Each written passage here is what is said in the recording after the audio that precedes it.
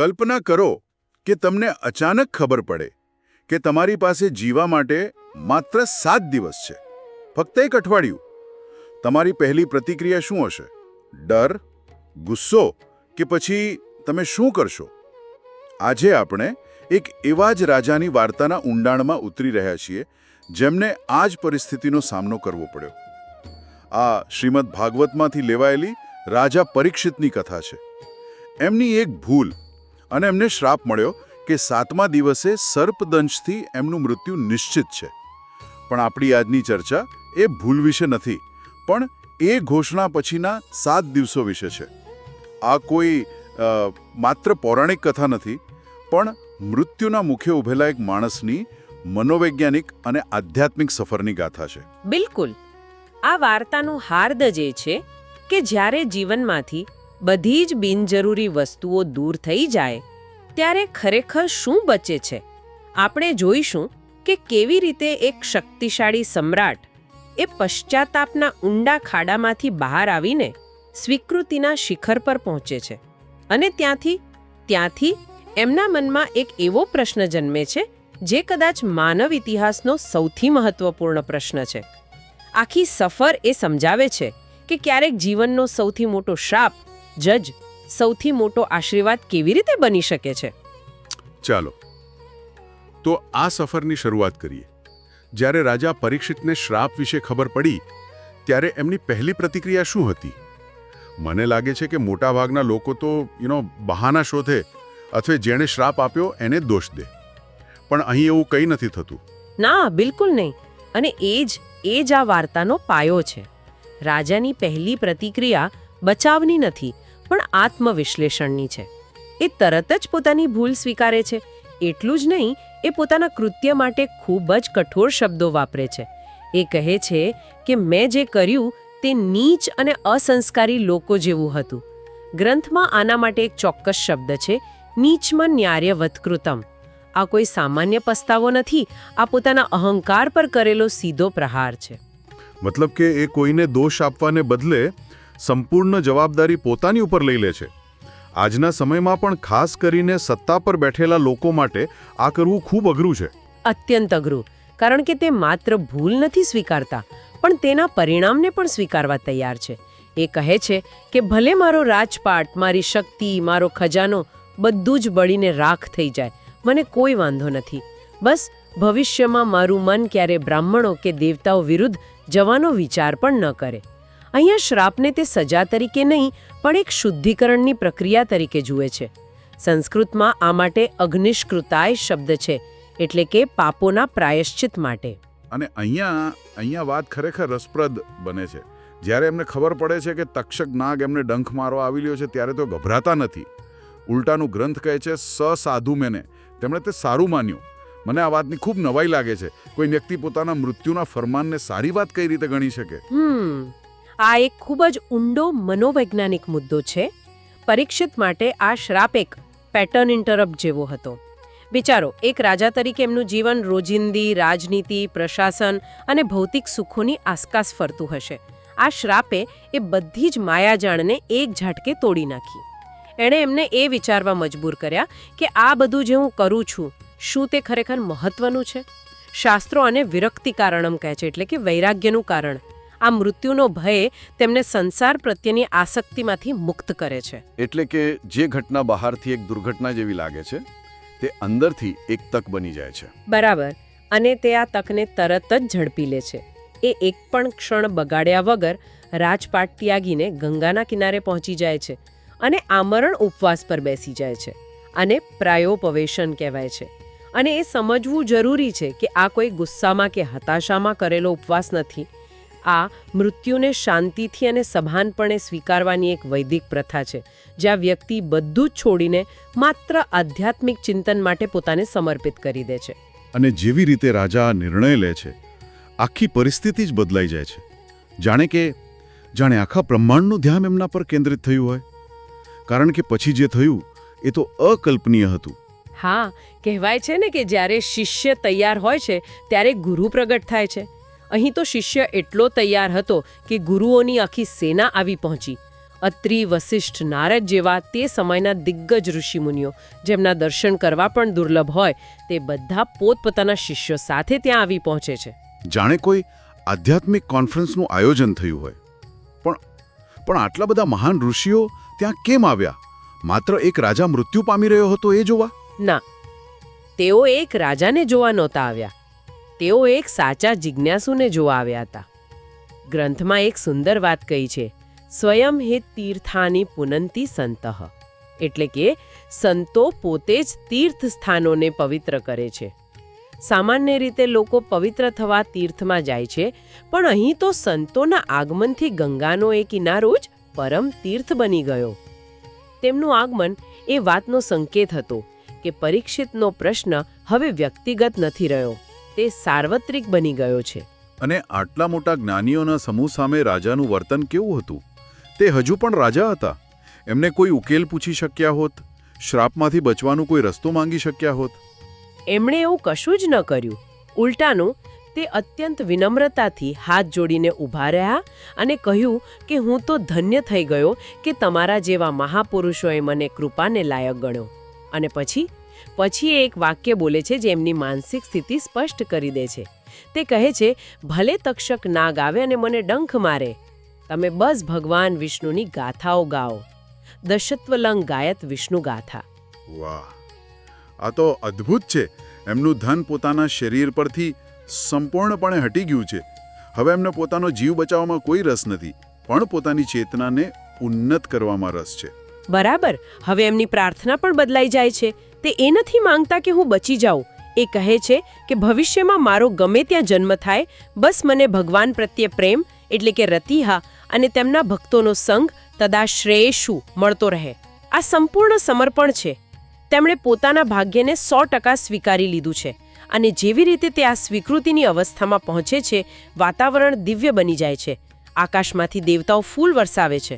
અને આ દિવ્ય માહોલમાં આટલા બધા ઋષિઓને જોઈને પરીક્ષિતે સવાલ પૂછ્યો જે આપણા બધાના મનમાં ક્યાંક ને ક્યાંક હોય છે. તમે બધા જ્ઞાની છો, મારા પર કૃપા કરીને મને કહો કે જે માણસ મૃત્યુની એકદમ નજીક હોય તેનું પરમ કર્તવ્ય શું છે? આ આખી કથાનો ટર્નિંગ પોઈન્ટ છે.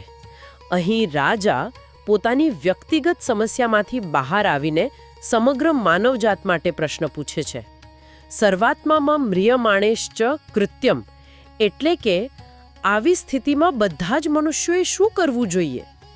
જે ક્ષણે એમનો પ્રશ્ન નિસ્વાર્થ અને સાર્વત્રિક બને છે, તે જ ક્ષણે એ પ્રશ્નનો જવાબ આપવા માટે યોગ્ય ગુરુનું આગમન થાય છે. અને એ ગુરુ એટલે શ્રી શુકદેવજી, મહર્ષિ વ્યાસના પુત્ર. પણ એમનું વર્ણન બહુ વિચિત્ર છે. તે 16 વર્ષના યુવાન છે, અત્યંત સુંદર છે, પણ દિગંબર અવસ્થામાં છે, એટલે કે વસ્ત્રહીન.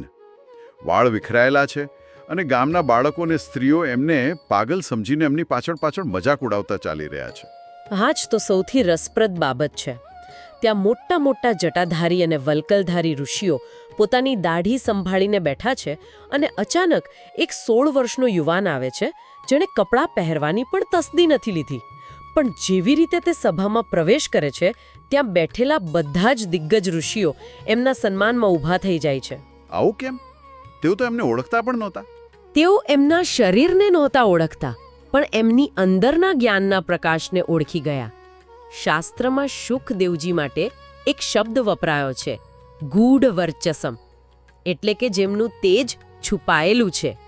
બહારથી તેઓ એક અવધૂત, એક પાગલ જેવા લાગે, પણ અંદરથી તે પરમ જ્ઞાનનું સૂર્ય છે. આ એ વાત પર ભાર મૂકે છે કે સાચું જ્ઞાન ઉંમર, વસ્ત્રો કે સામાજિક પ્રતિષ્ઠાનું મોહતાજ નથી. ત્યાં બેઠેલા ઋષિઓ તલ્લક્ષણજ્ઞ હતા, એટલે કે તેઓ સાચા જ્ઞાનીના લક્ષણોને ઓળખનારા હતા. તેમણે બાહ્ય દેખાવને નહીં, પણ આંતરિક સત્યને પ્રણામ કર્યા. આ તો આજકાલના સમયમાં કલ્પના કરવી પણ મુશ્કેલ છે. આપણે તો તરત જ વ્યક્તિના કપડાં અને દેખાવ પરથી તેનું મૂલ્યાંકન કરી લઈએ છીએ. બિલકુલ. પરીક્ષિત પણ તરત જ સમજી જાય છે કે આ કોઈ સામાન્ય વ્યક્તિ નથી. તે આગળ વધીને શુકદેવજીને પ્રણામ કરે છે અને તેમને મુખ્ય આસન પર બિરાજમાન કરે છે. હવે દૃશ્ય એવું છે કે બધા ઋષિઓ દેવર્ષિઓ અને રાજર્ષિઓની વચ્ચે શુકદેવજી એવા શોભી રહ્યા છે જ્યારે તારાઓ અને ગ્રહોની વચ્ચે ચંદ્ર શોભી રહ્યો હોય. અને હવે રાજા પરીક્ષિત અત્યંત શાંતિથી બેઠેલા શુકદેવજી પાસે જાય છે અને ફરીથી પોતાનો પ્રશ્ન પૂછે છે. પણ આ વખતે એમના પ્રશ્નોમાં વધુ સ્પષ્ટતા છે, વધુ ચોકસાઈ છે. હા, કારણ કે હવે એમને ખબર છે કે તેઓ કોને પૂછી રહ્યા છે. તેઓ શુકદેવજીને યોગીઓના પરમ ગુરુ કહીને સંબોધે છે અને પછી તે પોતાના પ્રશ્નને 5 ભાગમાં વહેંચે છે. તે પૂછે છે, મરતા માણસે શું સાંભળવું જોઈએ, શ્રોતવ્યમ, શું જપવું જોઈએ, જપ્યમ, શું કરવું જોઈએ, કર્તવ્યમ, કોનું સ્મરણ કરવું જોઈએ, સ્મર્તવ્યમ, અને કોની પૂજા કરવી જોઈએ, ભજનીયમ. આ 5 પ્રશ્નો તો શું કરવું જોઈએ એના વિશે થયા. બરાબર. પણ એક સારો વિદ્યાર્થી એ પણ જાણે છે કે શું કરવું એ જેટલું મહત્વનું છે એટલું જ મહત્વનું શું ન કરવું એ જાણવું પણ છે. એટલે તે 6થો પ્રશ્ન પૂછે છે, યદ્વા વિપર્યયમ, એટલે કે આ બધાથી વિપરીત શું છે જેનો સંપૂર્ણપણે ત્યાગ કરવો જોઈએ. આ એક સંપૂર્ણ પ્રશ્ન છે. જીવનના અંતિમ ક્ષણોમાં કરવા યોગ્ય અને ન કરવા યોગ્ય બધી બાબતોને તે આવરી લે છે. તો આ આખો અધ્યાય આપણને આ એક ક્ષણ પર લાવીને ઊભો રાખે છે. એક રાજા જેણે 7 દિવસમાં પોતાના અહંકાર, ભય અને આસક્તિનો ત્યાગ કરી દીધો છે, તે એક સંપૂર્ણ ગુરુની સામે બેસીને જીવનનો અંતિમ અને સૌથી ગહન પ્રશ્ન પૂછી રહ્યો છે. અને આ પ્રશ્ન જ આખા શ્રીમદ ભાગવતનો પાયો છે. હવે પછીના હજારો શ્લોકો મૂળભૂત રીતે શુકદેવજી દ્વારા રાજા પરીક્ષિતના આ પ્રશ્નનો વિગતવાર જવાબ જ છે. આ અધ્યાય આપણને એ શીખવે છે કે સાચી આધ્યાત્મિક જિજ્ઞાસા માટે સૌથી ફળદ્રુપ જમીન એ આપણી પોતાની નશ્વરતાની સ્વીકૃતિ છે. જ્યાં સુધી આપણે અમર હોવાનો ભ્રમ સેવીએ છીએ ત્યાં સુધી આપણે સુપરફિશિયલ પ્રશ્નોમાં અટવાયેલા રહીએ છીએ. પરીક્ષિતનો શ્રાપ એમના માટે આશીર્વાદ એટલા માટે બન્યો કારણ કે એણે એમને એ પ્રશ્ન પૂછવા માટે મજબૂર કર્યા જે આત્માને મુક્ત કરી શકે છે. તો આપણે અહીં ખૂબ જ રોમાંચક વળાંક પર આવીને ઊભા છીએ. રાજાએ પોતાનો પ્રશ્ન પૂછી લીધો છે, યોગ્ય ગુરુ હાજર છે અને બ્રહ્માંડના શ્રેષ્ઠ જ્ઞાનીઓ જવાબની રાહ જોઈ રહ્યા છે. આનાથી વધુ સારી ભૂમિકા શું હોઈ શકે? આ આખી ચર્ચા એ સાંભળનાર દરેક માટે એક ઊંડો પ્રશ્ન છોડી જાય છે. ભલે આપણને કોઈ સર્પદંશથી 7 દિવસની મહેતલ ન મળી હોય, પણ એ સત્ય તો આપણે બધા જાણીએ છીએ કે આપણો સમય પણ મર્યાદિત છે. આપણી પણ એક એક્સપાયરી ડેટ છે. પરીક્ષિતની પસ્તાવાથી લઈને જ્ઞાનની શોધ સુધીની યાત્રા આપણને વિચારવા મજબૂર કરે છે. જો આપણને ખરેખર એ વાતનું ભાન થાય કે આપણો સમય મર્યાદિત છે, તો આપણો સૌથી તાકીદનો, સૌથી અગત્યનો પ્રશ્ન કયો હશે? આપણે બીજું બધું છોડીને શું સાંભળવા, શું યાદ રાખવા અને શું કરવા માંગીશું? આ એક એવો વિચાર છે જેના પર શાંતિથી મનન કરવું જોઈએ. આ સાથે શ્રીમદ ભાગવતના આ પ્રકરણ પરની આપણી ઊંડાણપૂર્વકની ચર્ચા અહીં સમાપ્ત થાય છે.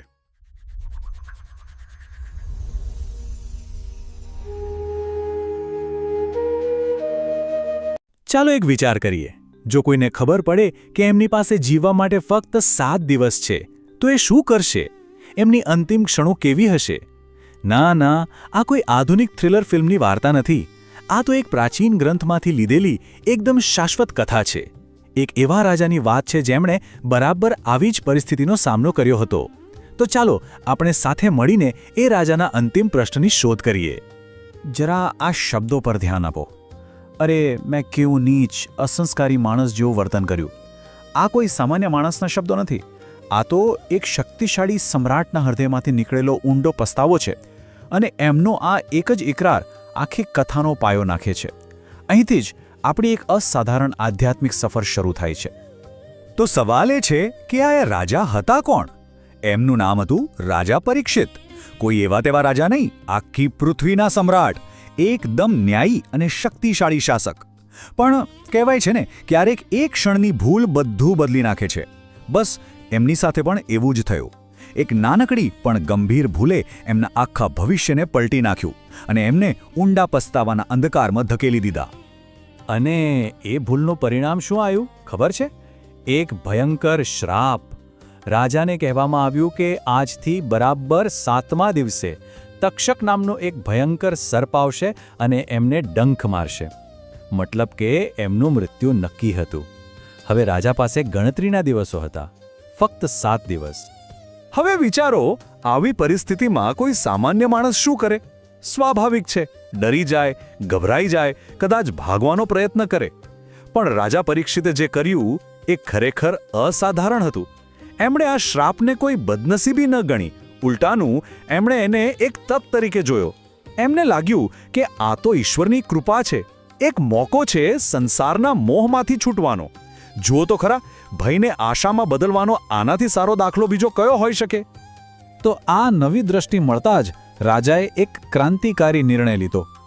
એમણે પોતાનો મહેલ, રાજપાટ, સંપત્તિ, પરિવાર બધું જ, શાબ્દિક રીતે બધું જ છોડી દીધું.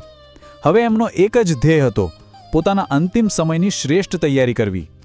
એમના પગલાં એકદમ સ્પષ્ટ હતા, કોઈ દ્વિધા નહીં.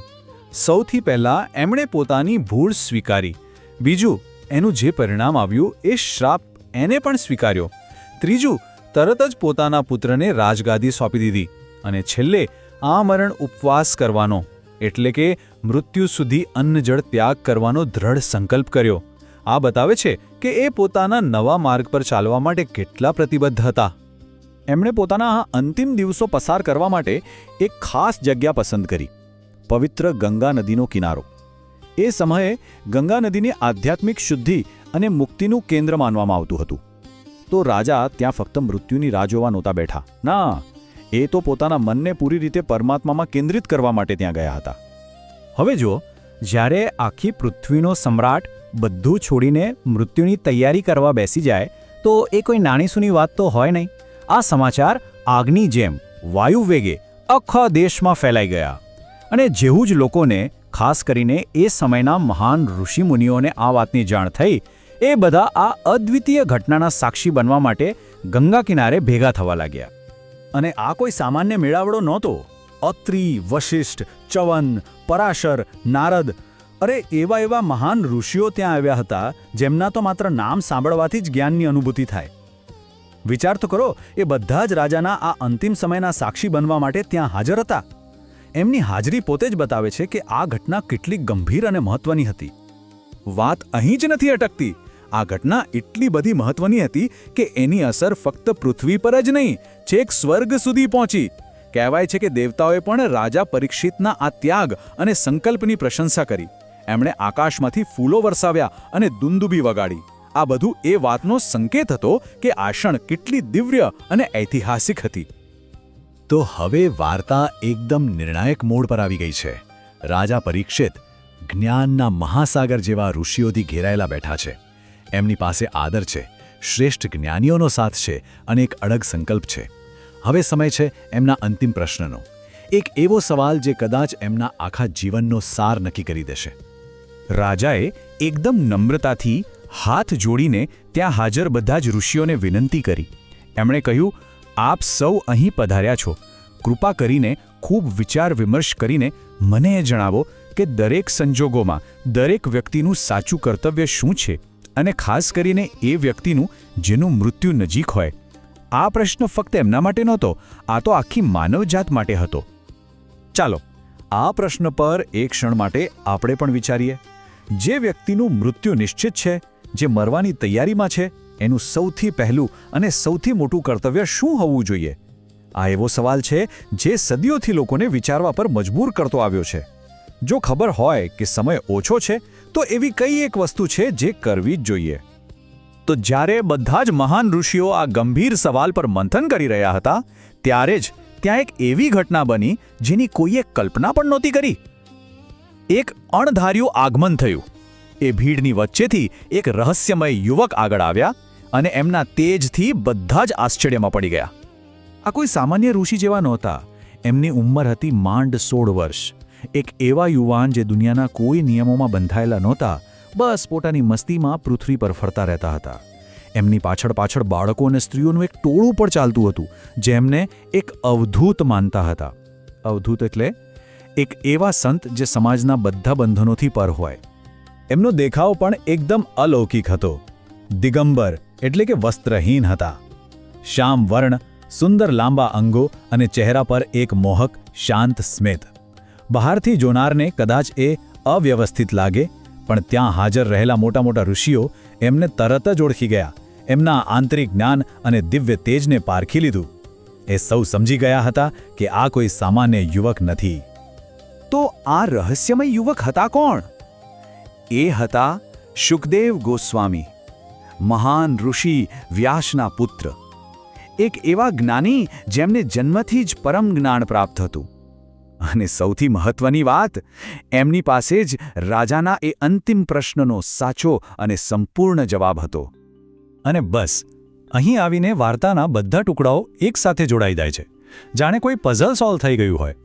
એક બાજુ છે એક સાચો શિષ્ય રાજા પરીક્ષિત, જે મૃત્યુ સામે હોવા છતાં જ્ઞાન માટે તરસ્યો છે, અને બીજી બાજુ છે એક સંપૂર્ણ ગુરુ શુકદેવ ગોસ્વામી, જેમની પાસે એ જ્ઞાનનો ભંડાર છે. બસ આ જ ગુરુ શિષ્યના મિલનથી એક મહાન ઉપદેશનો પ્રારંભ થાય છે. જરા આ બંને પાત્રોની સરખામણી તો જુઓ. એક તરફ છે શિષ્ય રાજા પરીક્ષિત, જેઓ જવાબ માટે ઉત્સુક છે, જેમની સામે મૃત્યુ ઊભું છે અને જે રાજાઓમાં શ્રેષ્ઠ છે. તો બીજી તરફ છે ગુરુ શુકદેવ ગોસ્વામી, જેમની પાસે પરમ જ્ઞાન છે, જે શાશ્વત જ્ઞાનનું પ્રતીક છે અને જે ઋષિઓમાં શ્રેષ્ઠ છે. આ બે મહાન વ્યક્તિઓનું મિલન એક એવા ઉપદેશને જન્મ આપે છે જે આજે પણ હજારો વર્ષો પછી પણ એટલો જ મહત્વનો છે. તો ચાલો હવે આ પ્રાચીન વાર્તાને આપણા આજના જીવન સાથે જોડીએ.